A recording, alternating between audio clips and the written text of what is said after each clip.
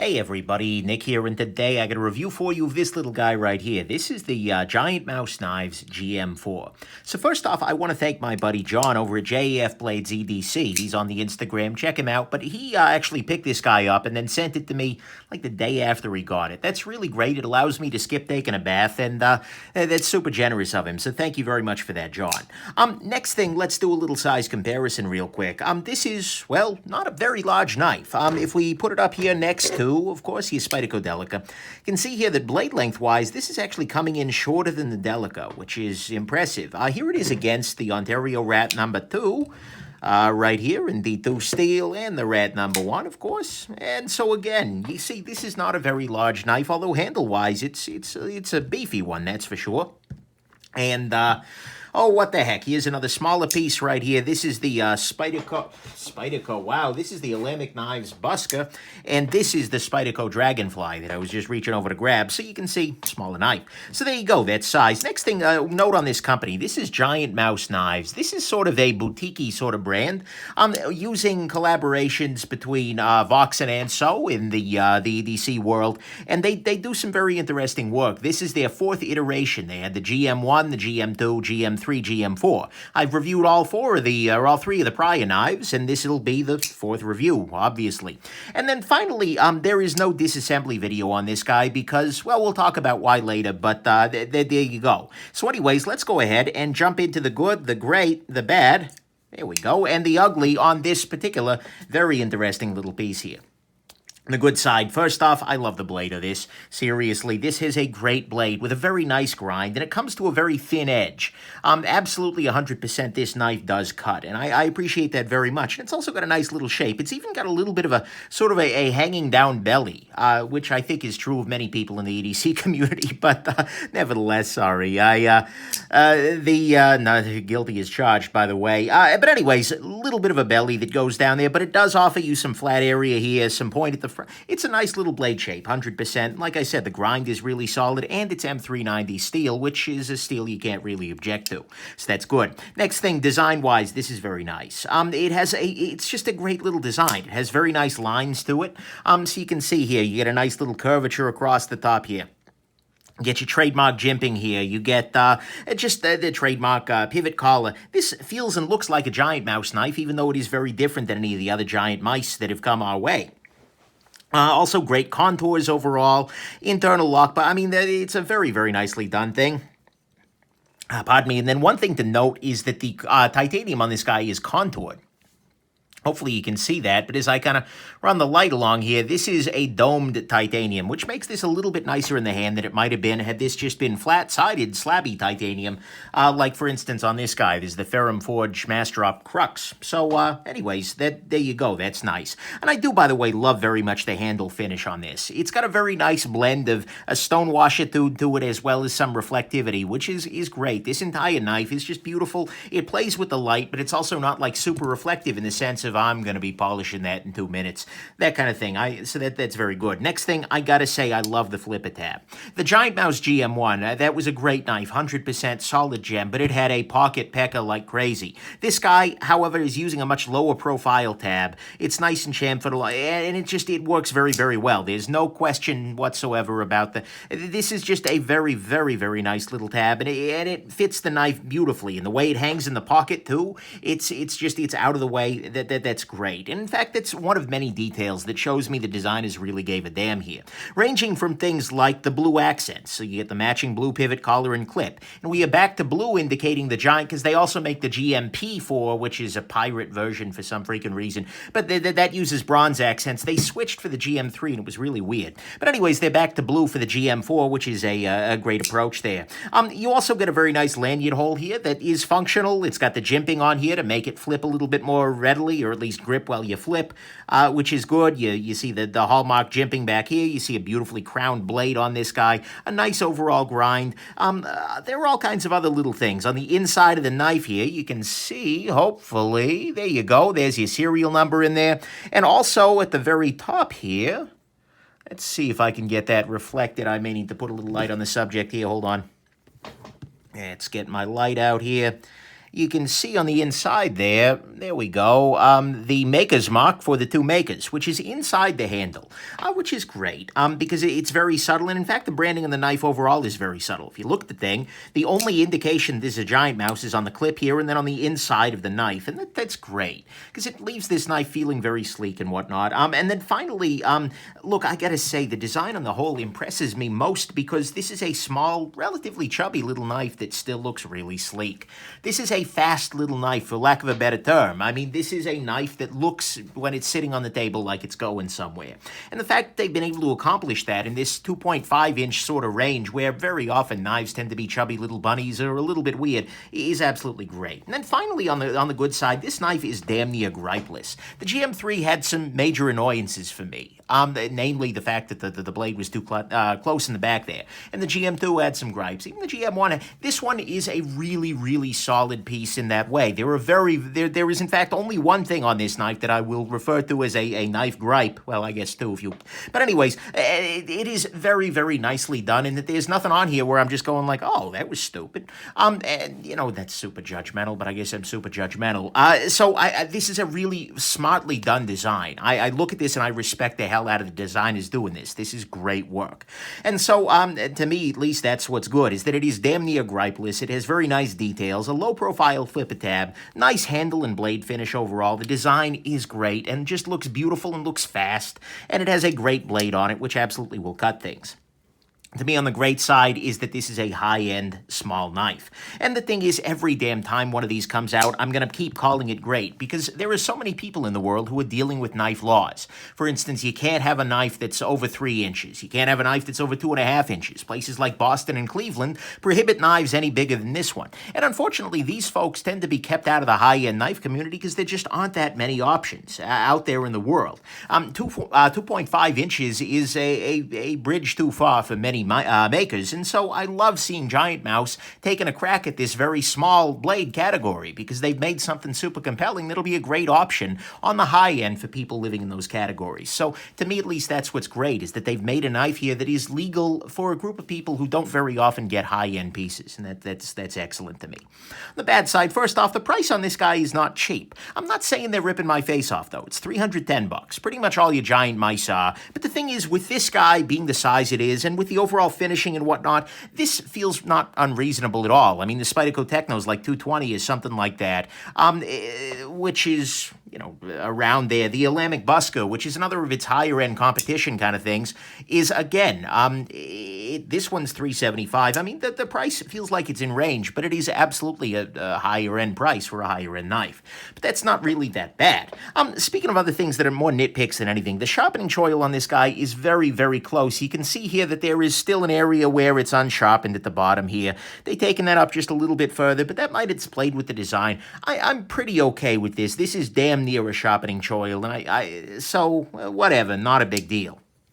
Next thing, this does have pretty shallow carry here. Let me use a little glasses cloth to show you how much of this damn thing is hanging out the pocket. This is a fair amount of knife hanging out your pocket. That's nice in that it's very easy to grab out of there, and this clip works very well. Oh, I probably should have put the clip in the good, but the clip is good, we'll put it that way. But the thing is, it is a very shallow carry on it, so that's not super ideal. The knife on the whole is actually kind of big for a smaller knife. I mean, if we compare it to, for instance, the Spyderco Delico enclosed, you can see here that even though this is a much smaller knife, it's about the same size overall. And that's because it's got actually a fair amount of, come on, there you go, got a fair amount of room up in this little area here. It's got some extra, I mean, whatever, it's not a big deal, but it's a deal. There are some things that are a little bit bigger deals here going on with this knife, though. First off, you can see here that because the blade stock is very thick, but they're trying to keep the knife very thin overall, this has very thin areas on the top and the bottom of the scale, and that means that this can get very hot spotty very quickly. And especially for somebody with smaller hands than most, where my thumb just doesn't have the reach to get up onto the blade effectively, that gets pretty hot spotty pretty quickly. Next thing, speaking of that grip, honestly, this is a weird knife ergonomically for me because I feel like I'm very far away from the blade. If we compare it, and obviously this is maybe not a super fair comparison because this does have a finger choil, but here I feel like I'm directly in contact with the blade. I have a full 4-finger grip on the Alambic Busker here, whereas on this guy, really, my fingers, there's this extra, damn near an inch that I just don't have anything to do with, and so I've really only got 3 fingers on this knife here. And that's not great. I mean, it's especially not going to be great for the big hand crowd. In some ways, I am tailor-made for smaller knives, just given my ergonomics, my hands and their desires for ergonomic beauty. I don't freaking know. But either way, it's not for me in that regard. And it's maybe a little bit worse or maybe better for somebody with bigger hands. This is days when I wish I could swap hands for a review real quick. So, ergonomically speaking, it's a little bit weird in that regard. And then it is very sensitive to lock bar pressure. What I mean by that is that if you are gripping this guy with any pressure whatsoever on this lock bar while you're trying to flip it, it just won't deploy. Okay, yeah, sure, now you tell me it'll deploy. But I found myself, and actually a couple of times during the course of this review, struggling to deploy this knife. And usually it's because of lock bar pressure on there. I don't know what it would be otherwise, but it's just at some... There are times where I take this out of my pocket and I just... there's one. There we go. Failed to deploy. Usually just lightening my grip on this little guy right here, on this finger that is, which is on the lock bar helps. But that made it a little bit less reliable, not because of the knife. I'm not blaming this knife. And I'm sure that if you take, if you carried this for weeks and months and years, you would get to a point where you know exactly what to do to reliably always deploy it. And putting your fingers on the clip helps. But that was something that was a little bit of a struggle for me. Again, that's probably more a problem with the nick than it is with the knife, but it is still a bit of a problem. So, come on. There we go.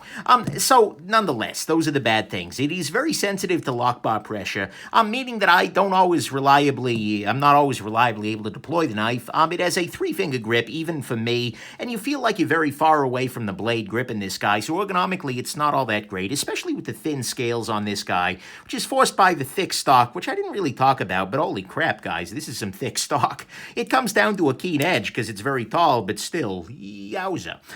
But anyways, so the scales being thin up here makes for ergonomic not so much joy. It is pretty big for a small knife. It is a fairly shallow carry. The sharpening choil is not quite exactly there. And it is not cheap, although I don't feel like they ripped my face off either. On the ugly front, there were only 2 issues. First off, they did use a fair amount of thread locker on this guy with a free spinning pivot. And it's the extent where I sat down to do a disassembly video and I was thwarted. I was just unable to. And so eventually what I ended up doing is... For like 30 minutes, I did an Instagram live stream where I was just trying to take this guy apart. And I was able to use a soldering iron to get it to melt the lock tight enough that I could get in there. But because this pivot spins freely, these two, you need to have a tool in both sides. And you need to have enough heat to remove. That's just not great. And so as a result, and I'm not the only person to, by the way, report that there was some trouble here. Maybe they just used too much thread locker, because it wasn't like the red stuff or anything, but that's not great. I don't love a free spinning pivot, and with that much thread locker, that could be a problem for somebody without the tools and the experience, frankly, to deal with that. The other issue, but that's why there's no video, by the way, but the other issue with this guy is not actually on this knife at all, but it's on the company, and that is that Giantmouse is a company that is dedicated to limited editions. They do these in runs of 300 only. And you know what? This kind of sucks. I haven't mentioned this in prior Giantmouse reviews, but honestly, this is Knife Gripe number 47 on Knife News. I made a whole video about it, but the simple fact is that statistically speaking, if you're watching this video, you will not be able to buy this knife. It will probably be sold out by the time that you are able to see this, and that's just not great. I give a full argument there, and you know what? Maybe that's their shtick. Maybe that's what they love doing, but the simple fact is that this is a great knife design that I would love to be able to recommend to somebody in 2 or 3 years when they come up to me and say, hey, Nick, I want a really attractive 2.5-inch knife. I live in Boston. And I'll be like, oh, you should get the Giantmouse GM4. Never mind then. They've abandoned that. And so that sucks. It's, again, not on the knife, but I really hope that Giantmouse drops the limited availability shtick at some point in time and just starts making some of the great knives they've made, like the GM1 as well, just more reliably and regularly. So those are the ugly things, is that this is probably sold out by the time that you got one, and it ain't coming back. And it is using thread lock with a free spinning pivot.